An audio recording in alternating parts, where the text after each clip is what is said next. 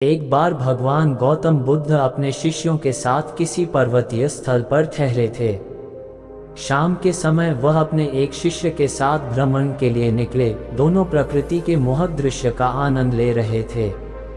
विशाल और मजबूत चट्टान को देख शिष्य के भीतर उत्सुकता जगी। उसने पूछा, इन चट्टानों में तो किसी का शासन नहीं होगा क्योंकि ये अटल, अविचल और कठोर हैं।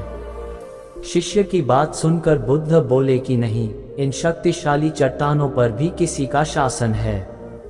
लोहे के प्रहार से इन चट्टानों के भी टुकड़े टुकड़े हो जाते हैं। इस पर शिष्य बोला, तब तो लोहा सर्वशक्तिशाली हुआ।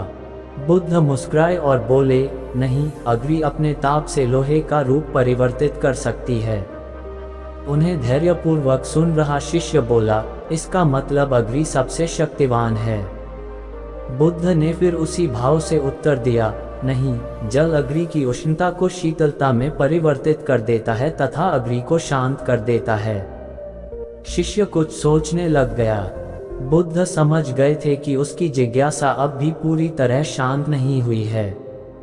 शिष्य ने फिर सवाल किया, आखिर जल पर किसका शासन है? भगवान बुद्ध ने उत्तर दिया, वायु का। वायु का वेग जल की दिशा को बदल देता है। शिष्य कुछ कहता इससे पहले ही बुद्ध ने कहा कि अब तुम कहोगे पवन सबसे शक्तिशाली हुआ। नहीं, पवन सबसे शक्तिशाली नहीं है। सबसे शक्तिशाली है मनुष्य की संकल्प शक्ति, क्योंकि इसी से पृथ्वी, जल, वायु, अग्नि इत्यादि को नियंत्रित किया जा सकता है।